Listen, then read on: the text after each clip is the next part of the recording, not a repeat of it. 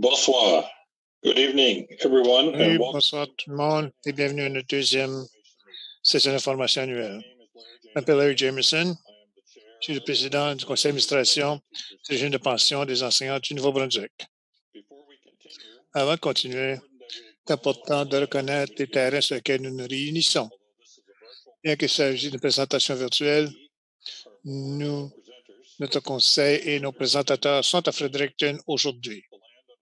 Les terrains sur lesquels nous recueillons sont les terres non cédées traditionnelles de Wolastoqey et de Mi'kmaq.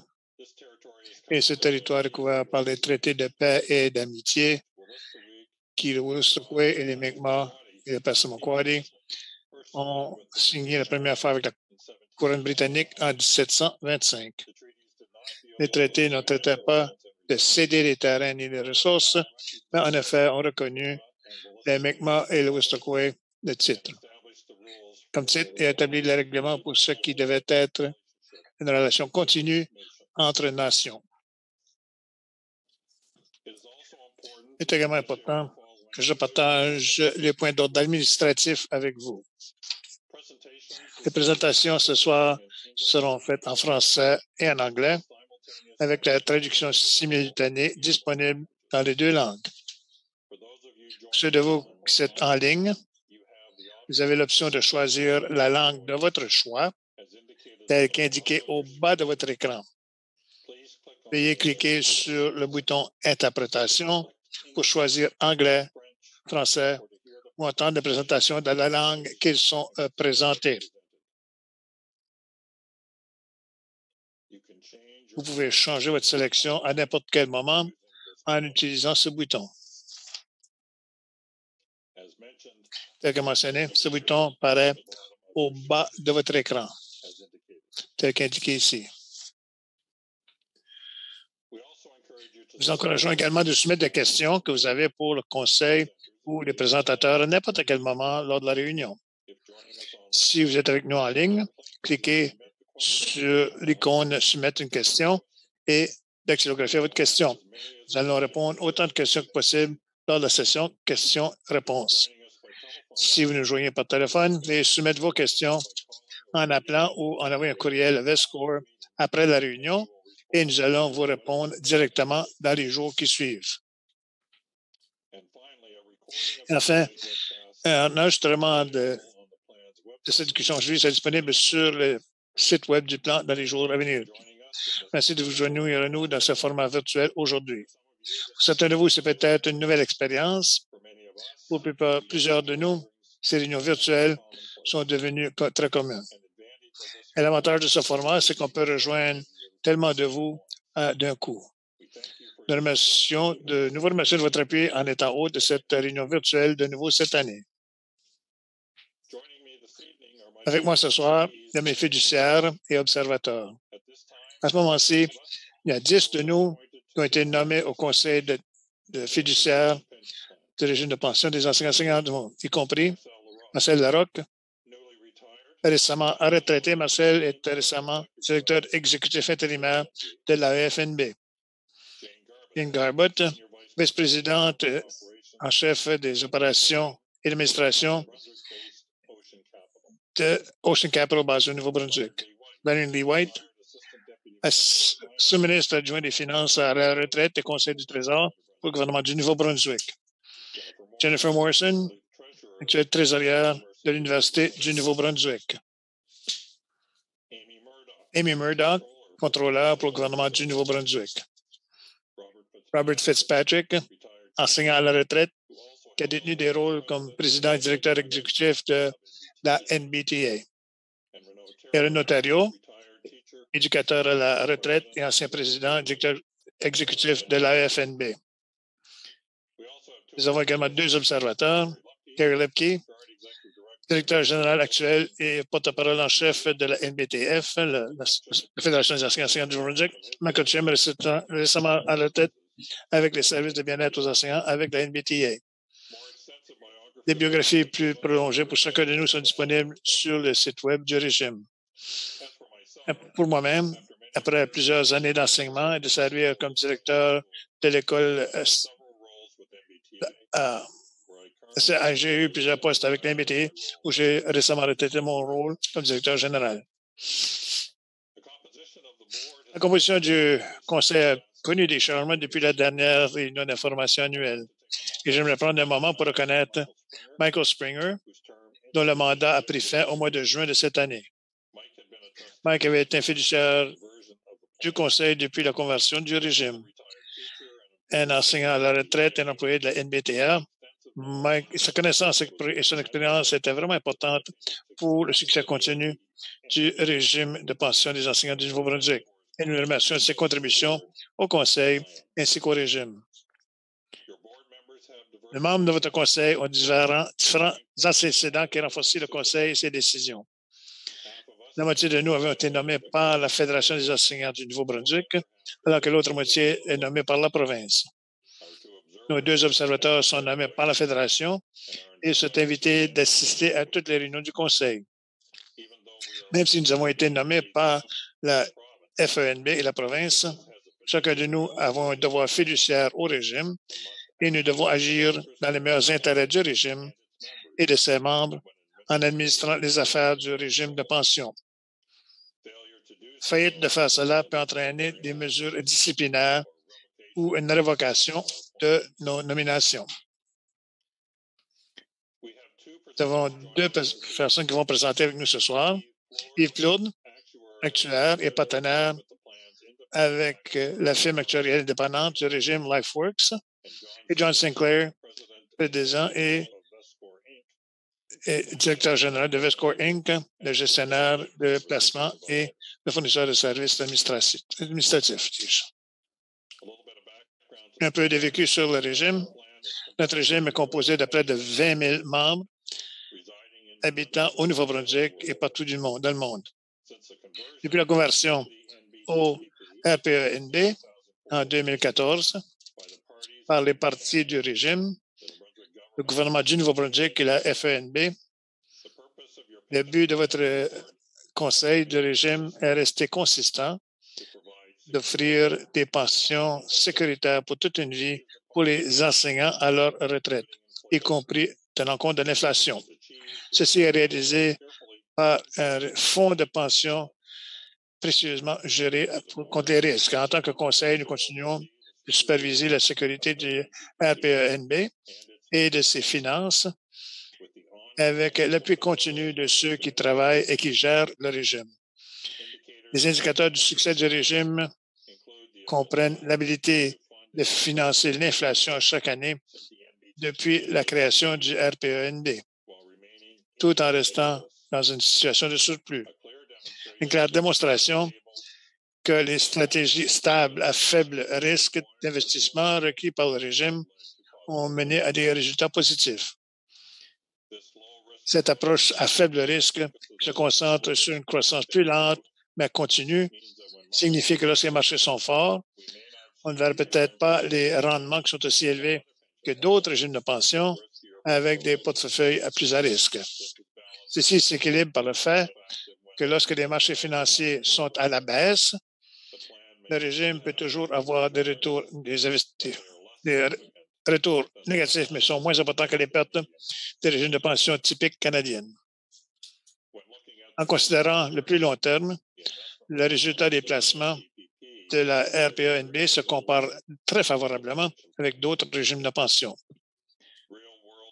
Des exemples mondiaux de cette approche à faible risque et en action sont offerts par les gens qui vont faire notre présentation. Comme vous le savez, nous connaissons une période qui présente des défis dans les marchés financiers. Et de cet environnement tumultueux du marché, le programme de placement du RPENB offre un rendement comme conçu. Nos présentateurs vont offrir plus d'informations sur cela aujourd'hui. Nous allons voir maintenant à la première présentation les certificats de coût annuels et les rapports d'évaluation actuarielle triennale sont des outils importants utilisés par le Conseil des fiduciaires afin d'évaluer la santé du régime par le biais de l'analyse de son statut de financement actuel. Ce statut de financement est utilisé pour déterminer si des avantages d'ajustement indexés seront offerts ou tout autre changement des avantages pourrait changer, comme exemple. Yves Claude, partenaire avec LifeWorks, va faire la présentation des résultats d'évaluation actuarielle 2021. Veuillez noter qu'Yves fera sa présentation en français aujourd'hui. Alors, si vous voulez écouter sa présentation en anglais, vous devez cliquer sur le bouton « Interprétation » au bas de votre écran et choisissez « Anglais ». Si vous entendez la présentation d'Yves en français, choisissez « Français » ou « Audio principal ». Et maintenant, on va commencer. Bienvenue, Yves. Merci beaucoup, Monsieur le Président. Alors, mon nom est Yves Plourde. Je suis actuaire chez LifeWorks. Ça me fait grand plaisir d'être ici ce soir pour vous présenter un sommaire de la situation financière de votre régime, soit le régime de pension des enseignants du Nouveau-Brunswick. Je vais commencer par un résumé de la participation au régime, donner une revue brève de l'évolution des actifs du régime et de sa provision actuarielle. Je vais passer en revue le niveau de capitalisation du régime, non seulement au 31 décembre 2021, mais à travers le passé récent, et vous montrer comment le niveau de capitalisation a été affecté en 2020 par le début de la pandémie COVID-19, et je vous fournirai également une mise à jour de la situation financière du régime suite à la descente des marchés financiers jusqu'à présent en 2022. Je vais ensuite présenter les grandes lignes des actions prévues à la politique de financement si le régime se retrouve soit en déficit ou soit en surplus. Je finirai ma présentation avec le résultat du test de gestion des risques et vous fournirai de l'information concernant le rajustement au coût de la vie qui a été accordé par le régime au 1er janvier 2023. Donc, commençons par la participation au régime. Le nombre de participants actifs s'est stabilisé au cours des dernières années à environ 8 500.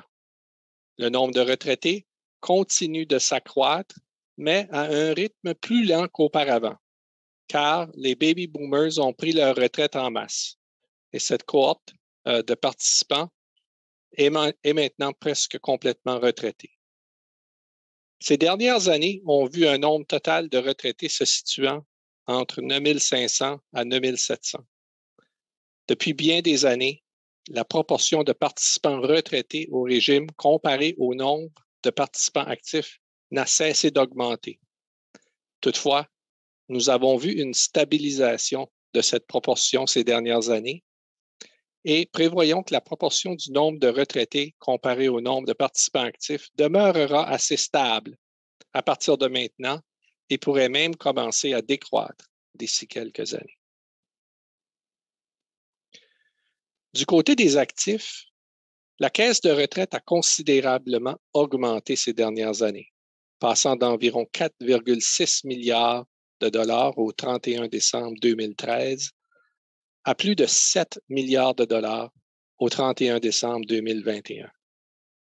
L'année 2021 a été particulièrement bonne du point de vue des investissements, avec un rendement de 9,95 %.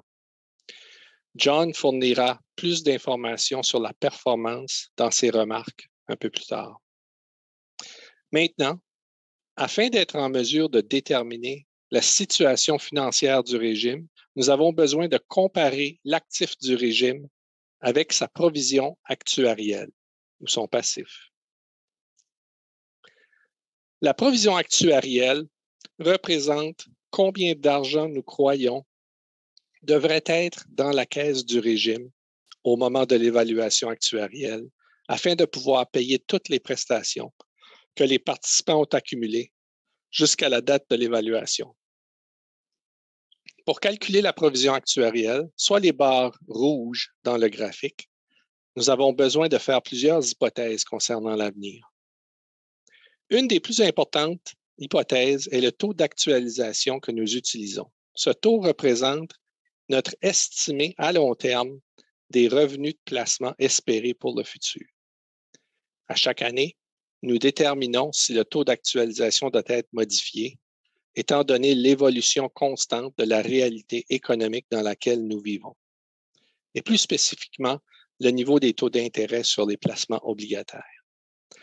Depuis 2013, nous avons eu à réduire le taux d'actualisation à 4 reprises, étant donné la constante réduction dans l'espérance de rendement futur et la baisse des taux d'intérêt. En effet, nous sommes passés au cours des 7 dernières années d'un taux d'actualisation de 6,25 % par année au 31 décembre 2013 à un taux d'actualisation de 5,4 % par année au 31 décembre 2021, soit une réduction du rendement à long terme espéré de 0,85 % par année. C'est une réduction significative au cours d'une courte période. Il faut comprendre que lorsque le taux d'actualisation est réduit, la provision actuarielle augmente. En d'autres mots, si on réduit notre espérance de rendement futur, il faut mettre plus d'argent de côté maintenant pour pouvoir payer les mêmes pensions plus tard. Comme vous pouvez le constater, la provision actuarielle du régime est passée d'environ 4,6 milliards de dollars en 2013 à plus de 6,25 milliards de dollars au 31 décembre 2021. Si vous portez attention à la grandeur des barres à travers le temps sur ce graphique, vous pouvez remarquer que les actifs du régime ont augmenté plus rapidement que le passif du régime au cours des 8 dernières années, puisqu'ils étaient à toute fin égales en 2013 et que maintenant, nous nous retrouvons avec un surplus dans les environs de 750 millions de dollars. Ce résultat est impressionnant, étant donné la réduction du taux d'actualisation continue pendant cette période. Une autre façon de représenter les résultats est de calculer le coefficient de capitalisation du régime, soit le quotient de l'actif du régime divisé par la provision actuarielle. Vous obtenez ainsi le coefficient de capitalisation ou ratio de capitalisation du régime. Comme vous pouvez le constater sur ce graphique, ce ratio est resté au-dessus de 100 % au cours des dernières années, ce qui signifie que nous croyons qu'il y a suffisamment d'actifs dans la caisse pour couvrir toutes les prestations payables à vie des participants actifs et des retraités. Le ratio de capitalisation est en fait passé d'un niveau de 100,2 % au 31 décembre 2013 à 110,2 % au 31 décembre 2019, juste avant le début de la pandémie. Cela signifie qu'au fil du temps, vos prestations de retraite sont devenues de plus en plus sécuritaires, au fur et à mesure qu'on accumule un plus grand écart au-dessus de 100 %. On pourrait affirmer que le régime s'est préparé au cours de ces années pour faire face aux risques éventuels en accumulant un écart plus grand au-dessus de 100 %. Ce qui m'amène à la pandémie de COVID-19 qui a débuté en 2020. En raison de l'incertitude créée par le début de la pandémie, en mars 2020, les marchés financiers ont reculé d'une manière sans précédent, atteignant un creux vers la fin mars 2020, ce qui a réduit le ratio de capitalisation du régime à environ 100,9 % au 31 mars 2020. Cependant, les marchés financiers ont rebondi presque aussi rapidement qu'ils avaient descendu et au 31 décembre 2020, le ratio de capitalisation a été retourné à un niveau excédant 112 %. Toutefois, nous avons dû réduire le taux d'actualisation utilisé dans le calcul de la provision actuarielle, ce qui a causé une augmentation de cette provision et par le fait même une réduction du ratio de capitalisation à 106,5 %, tel que présenté dans le graphique, soit un ratio égal à environ la moyenne des 6 dernières années. Maintenant, compte tenu de la bonne performance des placements en 2021, le ratio de capitalisation du régime est passé de 106,5 % au 31 décembre 2020 à 111,9 % au 31 décembre 2021. Encore là, vos prestations de retraite sont devenues de plus en plus sécuritaires à mesure que le ratio accumule une plus grande marge de sécurité au-dessus de 100 %. Ceci m'amène à l'année courante de 2022. Jusqu'à présent, l'année 2022 a également été une période très instable pour les marchés financiers. La pandémie continue toujours de causer des perturbations majeures dans certaines parties du monde. Nous avons également de graves perturbations dans les chaînes d'approvisionnement mondiales. Les prix du pétrole et de l'énergie en général demeurent à des niveaux très élevés. Et pour compliquer les choses, une invasion de l'Ukraine par la Russie. Tout ceci entraîne des niveaux d'inflation que nous n'avons pas vus depuis des décennies. Et l'incertitude qui accompagne ces événements a conduit à des rendements sur les placements pour les 6 premiers mois de l'année 2022 qui sont en fait négatifs, à environ moins 7,9 %. Comme je l'ai mentionné précédemment, le régime s'est essentiellement préparé au fil du temps à faire face à ce ralentissement des marchés financiers en accumulant une importante réserve au-dessus de 100 %. En raison du rendement négatif des placements en 2022, cette marge accumulée au-dessus de 100 % a absorbé l'impact de la chute des marchés financiers. Nous estimons que le ratio de capitalisation du régime a en fait chuté à environ 100,5 % au 30 juin 2022. Avec une inflation toujours à des niveaux jamais vus depuis plus de 40 ans, nous ne serons pas encore sortis de cette volatilité des marchés financiers pour un certain temps. Nous avons cependant de bonnes raisons de croire que nous avons vu la fin de la flambée de l'inflation et qu'avec les actions de la Banque du Canada, de la Réserve fédérale américaine et d'autres banques centrales ailleurs dans le monde, l'inflation commencera à se résorber dans un avenir prochain, ce qui donnera aux marchés financiers les ingrédients nécessaires pour inverser la tendance et se redresser. Pour ces raisons, j'espère sincèrement que le ratio du 30 juin représente un creux et que nous verrons des améliorations dans un avenir prochain. Dans tous les cas, votre régime est toujours en position de pleine capitalisation, même après ce recul très important des marchés financiers. Les fiduciaires doivent s'assurer qu'une évaluation actuarielle du régime soit complétée au moins tous les 3 ans et qu'un certificat de coût soit complété pour les 2 années qui séparent 2 évaluations actuarielles. À chaque année, que ce soit lorsqu'une évaluation actuarielle est complétée ou qu'un certificat de coût est complété, les fiduciaires doivent déterminer si une action est nécessaire suite aux résultats présentés. La politique de financement du régime énumère plusieurs actions que les fiduciaires doivent ou peuvent prendre selon le ratio de capitalisation du régime. On peut séparer le type d'action en 3 catégories qui dépendent du niveau de ratio de capitalisation du régime. Comme vous pouvez le constater, le graphique présente 3 sections de couleurs différentes. Si le ratio de capitalisation se retrouve dans la section en rouge, les fiduciaires devront adopter des modifications au régime qui vont ramener le ratio dans la section verte du graphique. Lorsque le ratio de capitalisation du régime est dans la section verte, aucune action particulière des fiduciaires n'est nécessaire puisque le régime se comporte tel que prévu. Et finalement, lorsque le ratio de capitalisation du régime se retrouve dans la section gris-bleu en haut, certaines actions favorables aux participants peuvent être adoptées par les fiduciaires étant donné la bonne situation financière du régime. Comme le graphique le montre, depuis 2013, le régime s'est toujours retrouvé dans la section verte du graphique, ce qui montre que le régime se maintient tel que prévu, même durant les périodes d'extrême volatilité que nous subissons présentement. Vous pouvez également constater à la droite du graphique que nous prévoyons, selon nos projections sur les 20 prochaines années, que le ratio de capitalisation du régime atteindra un niveau qui le placera dans la section gris-bleu du graphique bien avant 2040. Cette projection me rassure que la conception du régime est telle que les chances de succès dans le futur sont de notre côté. La route des 20 prochaines années nous réservera certainement beaucoup de surprises et l'année 2022 est un exemple parfait. Mais nous savons que le régime est très résilient et que les marges qui sont prévues au sein du régime pour absorber ces chocs fonctionnent.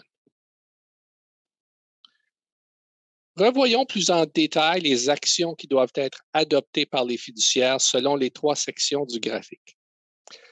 La section rouge au bas représente les actions des fiduciaires si le ratio de capitalisation du régime devait tomber en dessous d'environ 95 % en moyenne pour 3 années consécutives. Dans ce cas, les fiduciaires devront augmenter en premier lieu les cotisations au régime jusqu'à concurrence de 3 % du salaire, partagé de façon égale entre les participants et l'employeur.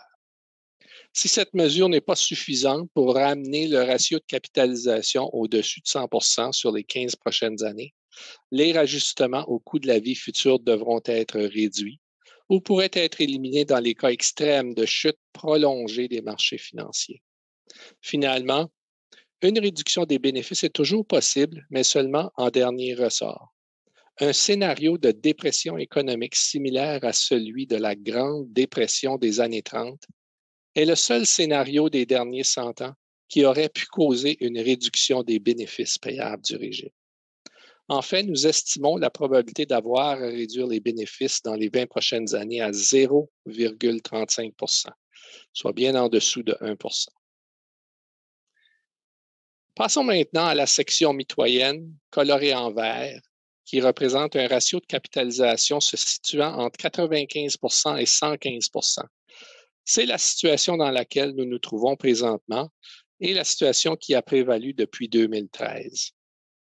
Dans cette situation, s'il y avait eu des réductions de bénéfices par le passé, ces réductions auraient pu être restaurées. Mais puisqu'il n'y a eu aucune réduction de bénéfices après l'instauration des nouvelles dispositions du régime au 1er juillet 2014, aucune restauration n'a été nécessaire. Aussi, lorsque nous nous retrouvons dans la section verte, les rajustements au coût de la vie peuvent être accordés automatiquement. Il n'y a donc aucune action nécessaire des fiduciaires pour changer les bénéfices ou les cotisations. Le régime fonctionne comme prévu. Au haut du graphique, on retrouve la 3e section, soit la section en gris-bleu qui est atteinte lorsque le ratio de capitalisation du régime excède 115 %. Au-dessus de 115 %, des réductions de cotisation jusqu'à 3 % du salaire, partagées également entre les participants et l'employeur, pourront être adoptées. Lorsque le régime passe au-dessus de 120 %, les fiduciaires pourront proposer des changements aux prestations du régime selon des règles établies dans la politique de financement. Des mesures de gestion des risques additionnels devront également être adoptées. Parlons maintenant brièvement du test de gestion des risques. Ce test consiste à calculer la probabilité que les prestations de base du régime ne seront pas réduites au cours des 20 prochaines années. Ce test est effectué lors de l'évaluation actuarielle complète du régime à tous les 3 ans. La dernière évaluation actuarielle complète du régime a été effectuée au 31 août 2019 et à ce moment-là, le test de gestion des risques s'élevait à 99,65 %, ce qui veut dire que dans 99,65 % des cas étudiés, les fiduciaires n'ont pas à réduire les bénéfices de base du régime dans les 20 prochaines années. Ce score excède le niveau de 97,5 % selon la loi des pensions. Puisque le régime satisfait à ce critère, vous pouvez être assuré que vos prestations sont sécuritaires. Je vais maintenant terminer ma présentation en abordant le rajustement au coût de la vie accordé par le régime au 1er janvier 2023. Chaque année, dans la mesure où le régime maintient un ratio de capitalisation au-dessus d'environ 90 %, un rajustement au coût de la vie sera accordé. Le rajustement est basé sur la hausse dans l'indice des prix à la consommation, soit l'inflation au Canada, tel que calculé par Statistique Canada, et est sujet à un plafond de 4,75 %. Le rajustement accordé au 1er janvier 2023 est basé sur la hausse de l'IPC pour l'année se terminant le 30 juin 2022. Durant cette période, Statistique Canada a calculé une inflation moyenne de 5,56 %.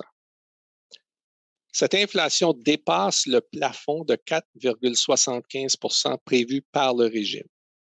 C'est la première fois en plus de 30 ans que l'inflation moyenne dépasse le plafond. Étant donné que l'inflation a dépassé le plafond pour cette année, le plafond sera utilisé pour calculer le rajustement au coût de la vie. Selon les dispositions du régime, les participants actifs vont recevoir le plein montant du plafond appliqué sur leur pension accumulée au régime et les retraités et survivants vont recevoir 75 % du plafond. Pour les participants actifs, ceci représente un rajustement au coût de la vie de 4,75 % et pour les retraités et survivants, un rajustement au coût de la vie de 3,56 % à partir du 1er janvier 2023. Finalement, j'aimerais réitérer que le régime pourra continuer d'accorder des rajustements au coût de la vie dans le futur, à condition que le ratio de capitalisation du régime demeure au-dessus d'environ 90 %. Même au plus bas du repli du marché financier, à la fin du mois de mars 2020, et pendant le recul des marchés financiers actuels, le ratio de capitalisation est demeuré au-dessus de 100 %. Ceci vous indique que les rajustements au coût de la vie des dernières années n'ont jamais réellement été en danger. J'espère que vous aurez trouvé les informations fournies intéressantes et utiles et qu'elles vous ont permis de mieux comprendre la résilience de votre régime face à l'adversité. Je vous remercie de votre attention et je demeurerai disponible pour la période de questions. Monsieur le Président, je vous retourne le micro. Thank you, Yves. Merci Yves pour répéter les présentations. On est ravis que le plan a fait ce qu'il était conçu pour faire, a continué à survivre la pandémie et les marchés volatiles. Et comme noté, la politique de financement permet un ajustement de 3,65 % pour fournir à et 4,75 % à être fourni aux membres actifs à partir du 1er janvier 2023. Ceci est le maximum qui peut être fourni basé sur le plafond du régime pour les documents gouverneurs du régime et de la politique de financement.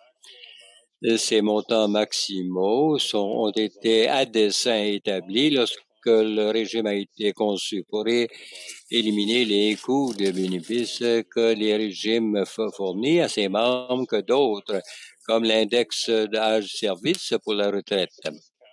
De placer ce plafond sur l'enregistrement du coût de la vie permet au régime de fournir ces prestations sans avoir un impact sur la durabilité du régime.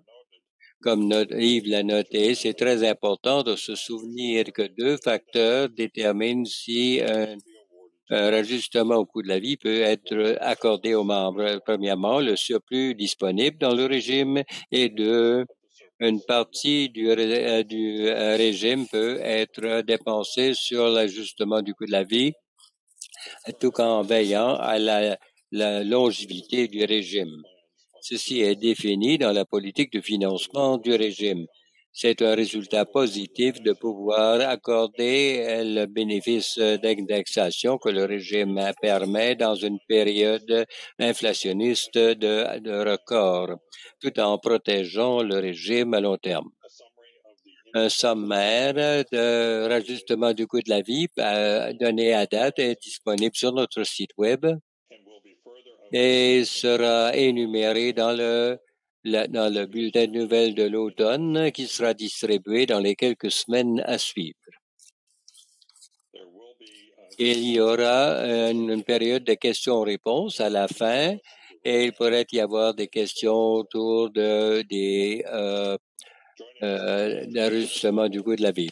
Alors, pour le rapport sur les placements et l'administration du régime, John Sinclair, et qui est le VESCOR, qui est le fournisseur des services, et il va nous fournir les résultats des 2021 ainsi qu'une mise à jour pour 2022. Bienvenue, John.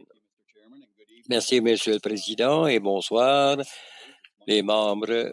C'est mon plaisir de vous donner une mise à jour sur les placements et les activités d'administration que Vescore fait au nom de votre régime en 2021 et de fournir des contextes pour ces commentaires-là sur ce qui est arrivé jusqu'à date en 2022.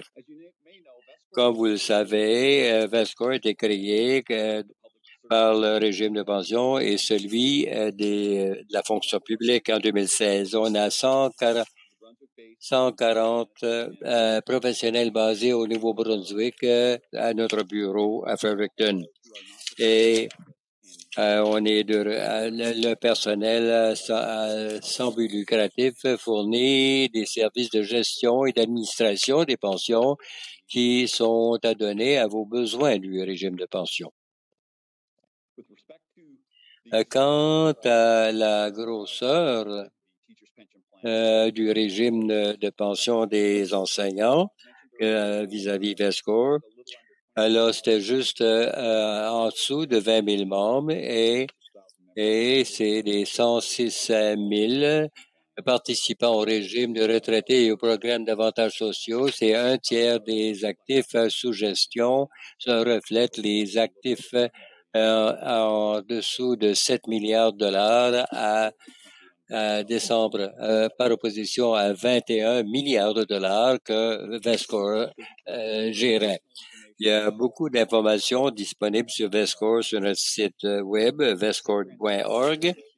On prend la transparence très sérieusement et on fournit plusieurs documents qui illustrent les activités qu'on fait au nom de ses clients et comment c'est gouverné. On a un rapport détaillé annuel qui peut être trouvé sur le site web ici. Et il y a des états financiers audités à l'extérieur qu'on fournit d'une base annuelle. Avec l'administration du régime et ses activités en 2021, on vous donne un rappel à savoir exactement ce que Vescore fait au nom de votre régime.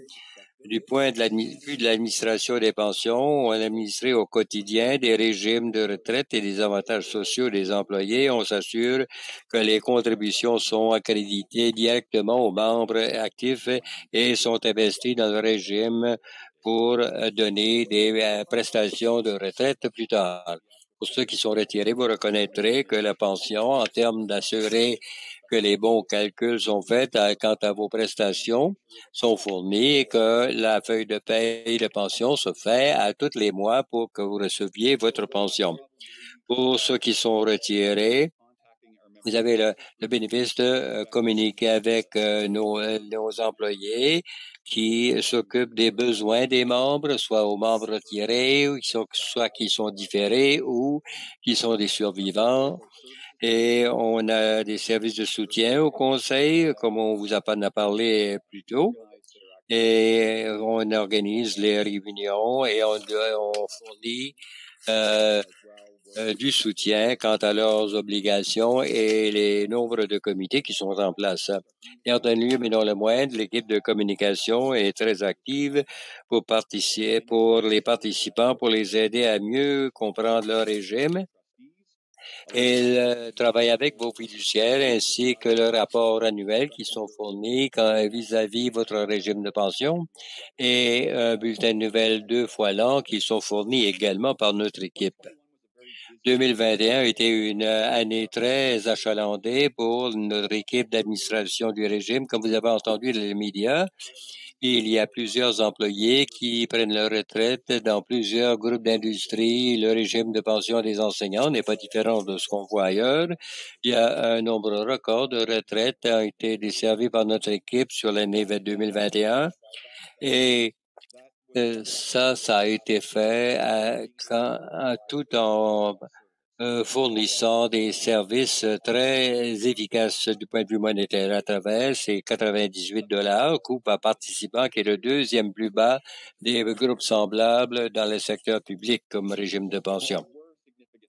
À l'augmentation des volumes de transactions et de services aux participants, on est ravis d'avoir les membres qui nous ont fourni un sondage de satisfaction et plus de 94% sont très ravis des services reçus.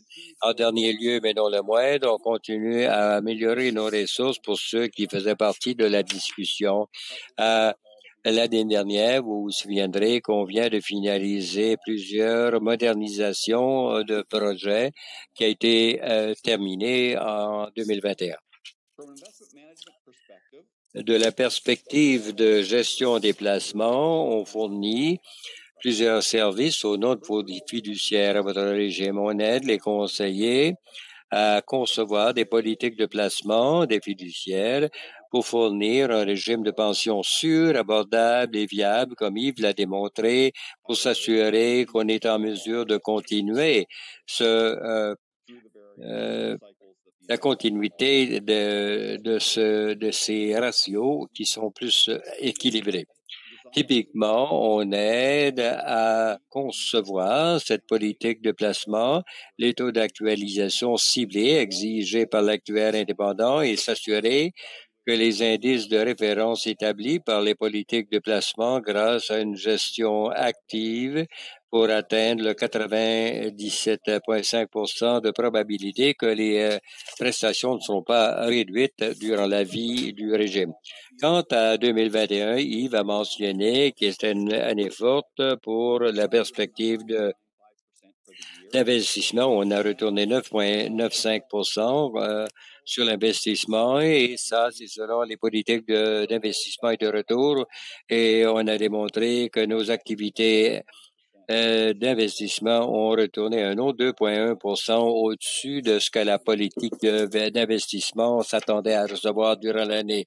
Encore plus important, c'est comment bien on s'est arrangé pour fournir les ratios de financement avec un taux de ratio de discompte pour la ligne horizontale. En 2021, avec une année de retour, vous voyez cela, mais encore plus important, on l'a excédé sur une plus longue période de temps, 4 ans, depuis la conversion du régime en juillet de 2014, et même en remontant lorsque la compagnie d'investissement, notre prédécesseur, le gestionnaire des investissements, ont commencé ce mandat en 1996. Ça illustre le profil de retour du régime à long terme dans plusieurs cycles d'investissement pour fournir cet excès de 5,45%. Comme j'ai mentionné plus tôt, je veux reculer quant au 2,11%, la valeur ajoutée que le personnel a pu ajouter en plus des points de repère et ça représente à peu près 140 millions de dollars de retour additionnel qui a été développé dans l'année en question. Et l'autre point à noter, c'est que 2,11%, comme vous allez voir dans une autre diapo, est bien au-delà du ratio de coût d'investissement de 0,4% qui a été encouru par le régime durant l'année. La prochaine diapo veut répéter ce point-là, que le rendement total du fonds long terme a dépassé les exigences du taux d'actualisation actuarielle et comme la diapo précédente, la valeur ajoutée a été supérieure au rendement de référence de la politique d'investissement. Une des choses que vous reconnaissez, je l'espère bien, d'une discussion plus tôt, c'est l'importance du risque de placement inférieur à celui du régime de retraite traditionnel. On avait mentionné par Larry qu'une période de marché financier très forte, ce régime avait une performance à un taux plus bas dans ces environnements en 2021 après la COVID, dans le premier trimestre. Il y a eu une augmentation de marché d'équité publique basée sur les parts de technologie et des compagnies à forte croissance et nos portefeuilles à plus bas risque détenaient moins et donc on performait un petit peu plus bas que ces régimes qui auraient ce risque. Mais ce qui est plus important, regardons comment ces régimes se sont arrangés sur une plus longue période, tant du côté risque que du côté revenu. Ce tableau, c'est fourni par la Société canadienne qui font des sondages sur des régimes à prestations définies et ils vont projeter cela jusqu'à la fin de l'année 2021. Les retours sont sur l'axe Y et les risques sont sur l'autre axe. Et c'est de pouvoir valider que nous sommes à plus bas risque que la plupart de ces régimes de pension. Avec la flèche, ici, le régime de pension des enseignants a performé à un risque beaucoup plus bas. Très haut à gauche, il y a seulement trois autres régimes qui avaient un plus bas risque que celui que le nôtre. Une autre chose intéressante, du point de vue retour, les régimes de pension sont bien arrangés sur la période de 4 ans. Et la médiane comme gestionnaire, c'est à peu près 7,72% par année. Votre régime sur une période de 4 était 7,70% par année. Donc, on démontre qu'on a été en mesure non seulement d'avoir le même retour que les autres régimes sur une période de 4 ans basés sur le sondage, mais à un risque beaucoup plus bas qui est très important quant aux qualifications du régime. L'autre régime démontre ça du point de vue quantitatif. Vous pouvez voir ici votre régime de pension, mais un retour de 7,70. Le risque illustré par la déviation standard était de 6,64%. Par conséquent, on démontre que votre rendement par unité de risque est au-dessus d'1% pour chaque unité de risque encourue. L'univers de sondage, 7,72%, mais avec un niveau de risque 8,72%, donc un retour par risque d'unité ou unité de risque de moins de 1%. Cette différence de ce calcul est très importante et ça valide le montant de risque qui est assuré par votre régime est beaucoup plus bas. Une autre chose à tenir compte, c'est que ces chiffres de rendement que je viens de vous montrer sont présentés sur une base de retour brut. C'est avant d'ajuster pour les frais de gestion. Et dans le prochain tableau, le rendement net, après avoir encouru cela, sera encore meilleur sur une base comparative pour votre pension. Comme une Vescore a pu fournir un avantage de coût. Et comme signalé dans le rapport annuel, les dépenses de ratio pour 21 étaient 0,14% ou 14 points de base. Dans une diapo plus tôt, vos frais d'administration, pour le coup, étaient très efficaces versus les semblables à l'échelle nationale. Dans ce tableau, comme on signale ici, on était à 21 points de base par an de moins que le régime de retraite canadien médian et jusqu'à qu'on se compare avec 25 points de base et 0,2%. Et si on utilise les gestionnaires externes, on peut estimer qu'on est probablement à 0,54 ou la moitié d'un % plus efficace du point de vue coût que ces autres gestionnaires. Ça a l'air comme un petit 21 points de base ou 50,4 points de base, au moins d'1% par année, mais sur un régime de pension à long terme avec des actifs de presque 7 milliards de dollars, cette différence donne à peu près de 15 à 38 millions de dollars en frais annuels en moins pour le RPENB. Donc, on a pu vous fournir à vous des frais plus bas et comme on montre en bas, ces épargnes représentent jusqu'à 1000 pensions d'enseignants qui peuvent être payées sur une base annuelle juste avec les épargnes. Il y a cet avantage-là, puis ensuite remonter au rendement du déplacement, on a ajouté 140 millions dans les retours actifs et c'est toute une valeur qui a été ajoutée par les activités de Vescore au cours de l'année.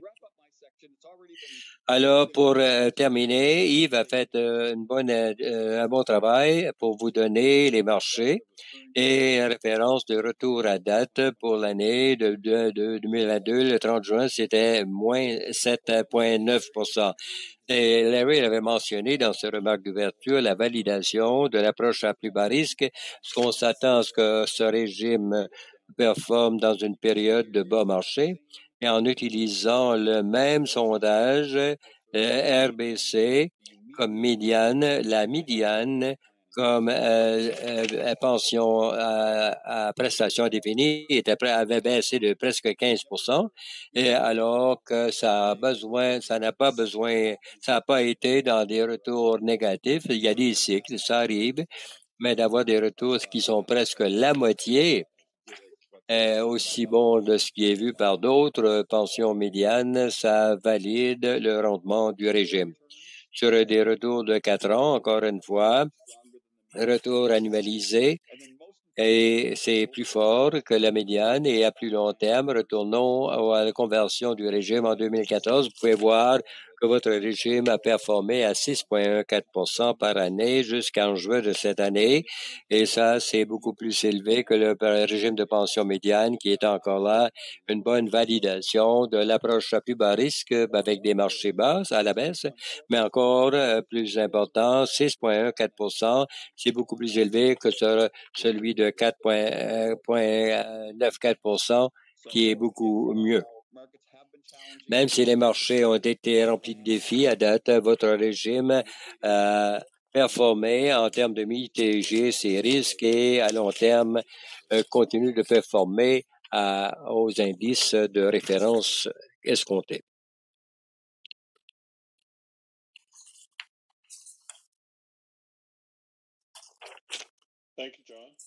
Merci, John. Ceci complète nos présentations formelles. Pour aujourd'hui, on passe maintenant à la période de questions-réponses qui sera animée par Elizabeth McLeave, qui est la gestionnaire des services à Vescore. Bonsoir, il me fait plaisir d'être avec vous ici ce soir.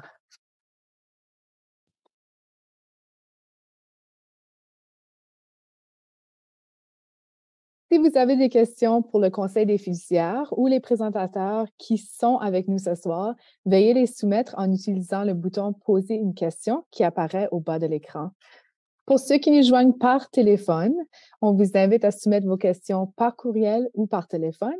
Si vous avez des questions spécifiques à votre pension, nous vous encourageons à contacter l'équipe des services aux membres de Vescore du lundi au vendredi entre 8h15 et 16h30 au 1-800-561-4012 ou par courriel à info@commercialvescore.org.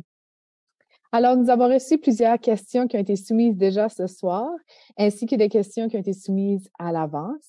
Alors, nous allons commencer tout de suite avec ces questions. Mais comme j'ai bien mentionné, si vous avez d'autres questions, n'hésitez pas à les envoyer tout au long de cette période de questions. Toutes questions qui ne seront pas répondues ce soir seront répondues dans les jours à venir et un sommaire de la période de questions sera disponible pour tous dans les semaines à venir sur le site web de votre régime. Alors, je vais commencer avec une première question ce soir. This first question I will pose to Larry. Je vais poser ça à Larry et la question est: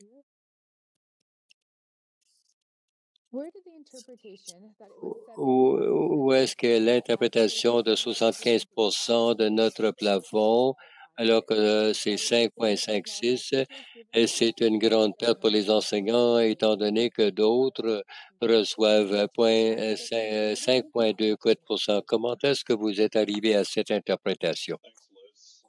Merci, Liz. Ceci a été une grosse discussion à notre table de fiduciaire depuis quelques mois. Souvenez-vous que lorsque le régime a été réformé, 75% du coût de la vie devait être le RVC qui devait être fourni aux membres retraités et ceux différés, alors que l'autre pourcentage, c'était pour les membres actifs. Au moment de la conversion, depuis les dernières 30 années, on n'a pas été dans une période d'inflation aussi élevée comme on a été depuis 1 an ou 2. Et donc, ce n'était pas un article hautement prioritaire dans le temps. Alors qu'on a composé avec cet enjeu depuis quelques mois, les fiduciaires ont cherché une opinion légale d'une firme légale qui a fait le travail pour le régime à la conversion. On a demandé à la firme juridique de fournir une opinion pour chercher 2 actuaires qui étaient employés dans ce temps-là, un par le gouvernement et l'autre par la fédération, pour inclure leur point de vue sur ce que le 75% représentait en termes d'interprétation. Et cette opinion légale nous a dit que 75% du plafond serait constant avec 75% de l'indice du coût de la vie, tel que conçu dans le régime au moment de la conversion. Les fiduciaires ont eu d'autres discussions au sujet de si on désirait apporter un changement à cette interprétation. Est-ce qu'ils ont l'autorité d'apporter un tel changement ou est-ce que cette autorité repose avec les partis plutôt?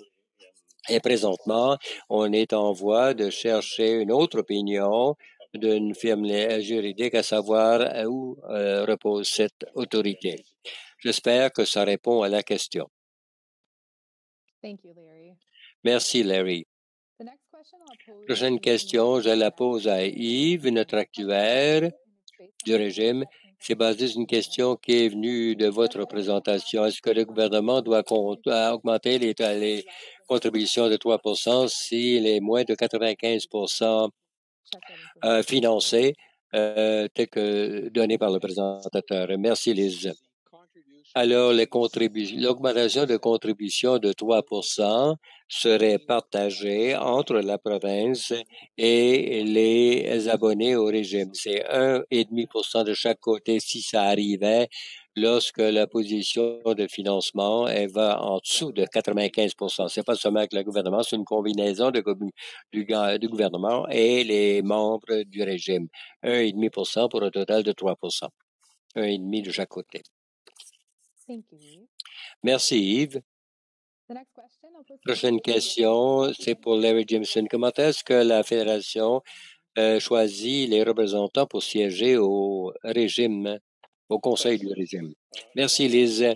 En fait, dans le document du régime, il n'y a aucune référence aux représentants des enseignants actifs ou retirer la référence, c'est la nomination de fiduciaires. Lorsque le régime fut converti en premier lieu, à l'interne à la Fédération, on a pris la décision que les premiers fiduciaires devraient avoir une bonne compréhension du régime et du processus de conversion, que ça ferait du sens que certains de ces fiduciaires, certains sont retirés, d'autres actifs. Il n'y a aucune stipulation à ce sujet dans le document du régime. Les fiduciaires, au cours des années, ont développé une matrice d'aptitudes et compétences que chacun des fiduciaires apporte à la table. Et lorsqu'il y a une ouverture dans les sièges de fiduciaires, cette matrice de compétences sont fournies à ceux qui nomment des fiduciaires pour les aider à les informer qu'est-ce que le Conseil des fiduciaires aurait besoin comme compétences dans les nouveaux fiduciaires. Et ça repose chez la Fédération par après ou l'employeur, le gouvernement. En termes de la Fédération, ultimement, cette décision est prise par le Conseil d'administration de la Fédération.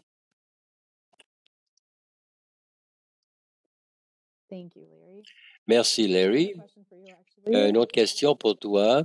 Je pense qu'elle est pour toi. Si le cap est-ce que ça pourrait être ajusté pour faire la différence? Merci, Liz.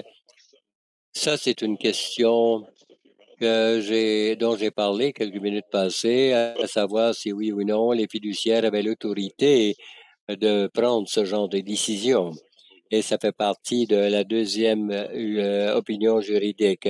Présentement, il n'y a pas de disposition dans le régime pour pallier à une différente indexation. La différence étant entre de 3,56 et 75 de 5,57. Il n'y a aucune disposition dans le régime pour faire cela, apparemment. Merci pour cette précision, Larry. La prochaine question, pourquoi est-ce que Vesco reçoit des millions de dollars et que les membres ne recevront pas la pleine index du coût de la vie? On va demander à Marcel de répondre à cette question. Bonsoir, everyone. Ces deux éléments ne sont pas nécessairement liés. Les ajustements au coût de vie sont accordés tant que la santé financière du régime le permet, ce qui est déterminé par les résultats du rapport d'évaluation actuarielle et la politique de financement du régime. Le rendement des placements contribue au régime, mais ce n'est pas le seul facteur qui détermine si un rajustement peut être accordé. Par conséquent, le rajustement au coût de la vie du régime et le programme de rémunération des employés de VESCOR ne sont pas nécessairement en corrélation. Cela dit, il est également important de comprendre que le régime des pensions des enseignants évalue régulièrement le rendement de VESCOR comme tout autre gestionnaire externe. Le régime est conçu pour continuer à verser des prestations dans 97,5% des scénarios économiques testés et il a pu le faire grâce à des repères de placement de gestion conservateurs et à faible risque. Le régime est satisfait du rendement des placements à long terme de VESCOR qui continue de surpasser de façon importante les indices de référence de notre politique de placement tout en offrant des frais très rentables. Comme il a été souligné de la présentation d'aujourd'hui, les frais que VESCOR facture au régime sont beaucoup moins élevés que si nous travaillions avec un autre fournisseur de services. Environ 13 points de base, 13-14, comparativement à 35 à 60 points qui sont facturés par les entreprises de gestion de placement à but lucratif. VESCOR a un conseil d'administration professionnel qui régit son programme de rémunération et s'assure qu'il est conforme aux meilleures pratiques de l'industrie. VESCOR divulgue aussi une quantité importante de détails dans son rapport annuel et sur son site Web au sujet de son programme de rémunération. Merci. Merci beaucoup, Marcel. La prochaine question est, je vais la poser à Yves. Alors, Yves, the plan's actuary, but why is the big... Mais comment c'est que la baisse actuelle, pourquoi la récente actuelle, il y a des espoirs si élevés pour la prochaine décennie? Ça fait référence à Diapo, vous parliez des 20 prochaines années. Oui, merci de la question. Une chose que j'ai oublié de mentionner dans ma présentation, c'est que la baisse du marché à l'heure actuelle est accompagnée d'une augmentation dans les taux d'intérêt. Alors, ça porte bien pour l'avenir et les marchés baissent. Non seulement, est-ce que je dirais que ce n'est pas plus facile, mais le plus apte qu'à l'avenir que nous obtenons des retours excédentaires parce qu'on commence d'un bas point. Alors, après une récente baisse, on s'attend que les marchés passent à travers des cycles et avec le temps, vont récupérer. Et à ce moment-ci, avec l'augmentation des taux d'intérêt que nous avons vus en 2022, nous pouvons certainement nous attendre à l'avenir d'avoir une augmentation dans les rendements attendus. Et ça porte bien pour l'avenir, au fur et à mesure que les taux d'intérêt sont plus élevés qu'ils étaient il y a quelques années. L'autre point qui nous permet d'avoir de l'espoir, c'est que les contributions qui sont portées par le régime, par la province, sont plus élevées que celles des membres et ça va continuer pour une autre quelques années. Mais lorsque vous combinez les contributions faites par les membres et la province sur une base annuelle, au ce régime, ils sont plus élevés que le coût des bénéfices accrus. Alors, ça aide et des contributions excédentaires qui aident à sécuriser les prestations du régime pour s'assurer qu'à long terme, nous pouvons nous attendre à avoir une augmentation de la ratio de financier. Et ça convainc avec la structure d'investissement, la politique par VESCOR, qui est à faible risque comparativement aux autres plans, et le fait que VESCOR a pu démontrer au cours des années qu'ils peuvent dépasser leur point de repère à un moindre coût, c'est également des points qui permettent d'avoir de l'espoir pour l'avenir. Tout cela mis ensemble, lorsque vous commencez à ajouter toutes ces petites choses une sur l'autre, ça nous rend positif pour l'avenir, pour les provisions pour les prochaines 20 années. Comme je l'ai présenté, ça placera le régime, à mon avis, dans le secteur bleu-grise du régime que j'ai présenté, qui est un ratio de capitalisation de 120%. Merci, Yves. Prochaine question. Est-ce possible d'offrir une liste détaillée des investissements confidentiellement à tous les régimes du plan? John Sinclair, s'il te plaît. Merci, Liz, et merci de la question. Oui, en réalité, nous publions sur une base annuelle une liste de toutes les sécurités publiques détenu par VESCOR au 31 décembre. Vous trouvez cela sur notre site web vescor.org sous nos rapports annuels. Une publication séparée qui s'y trouve et nous offrons cela sur une base annuelle. Et VESCOR également investit dans les sécurités privées et on n'inclut pas cela dans notre liste, vu la nature des placements privés qu'il faut garder les valeurs privées afin de ne pas défavoriser nous-mêmes lorsqu'on se tourne pour avoir ces compagnies qui prélèvent d'autres fonds ou lorsqu'on pourrait faire une transaction, on ne doit pas nécessairement divulguer ces valeurs. Mais vérifiez notre site web et s'il y a d'autres questions au sujet-là, sentez-vous libre de nous rejoindre à vescor.org, l'adresse courriel et on peut donner suite. Merci. Merci bien, John. We'll now conclude our question period. If we couldn't answer your question. Avec une réponse dans les jours à venir et un rappel qu'un sommaire de la période de questions sera disponible sur le site du régime au rpenb.ca. In English, the website is nbtpp.ca. There'll be a summary of this question and answer period. Il y aura un résumé de cette période de questions affiché dans les jours à venir. Merci bien. À toi, Larry. Merci, Liz. Juste avant de conclure, je vois qu'il y a quelques questions se rattachant. Si l'indice des prix de la consommation n'est pas accordé, l'indice des prix de la consommation n'est pas accordé, et la différence entre le régime des enseignants et celui de la fonction publique en termes des prestations ajustées selon l'inflation. Et en réalité, avec le régime des enseignants, le plein indice des prix de la consommation qui peut être accordé, le RCV s'est accordé cette année, le régime de pension des enseignants a eu un plafond sur le coût de la vie depuis avant même que j'étais là. Et d'habitude, c'était 6 % lorsque j'ai commencé ma carrière il y a une quarantaine d'années. Ça a été réduit à 4,75 % et je crois vers la fin des années 80, début des années 90, en échange pour d'autres avantages avec le gouvernement. Et c'est resté à 4,75 % pour les membres actifs et 75 % de cela pour les membres à la retraite et les membres différés. En ce qui a trait à la différence avec le régime de la fonction publique, les membres du régime ne sont pas les mêmes. Le régime de la fonction publique a un point de retraite de 65 ans d'âge.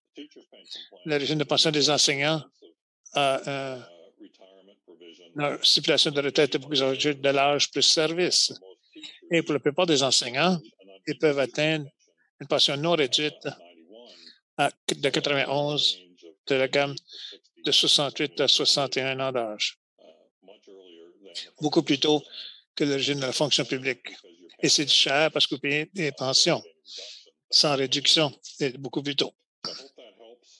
J'espère que ça vous aide à comprendre certains des enjeux dont traitent les fiduciaires pour gérer les régimes et pour prendre des décisions qui relèvent de leur décision sur ces points-là. Et c'est ma fin à notre réunion ce soir.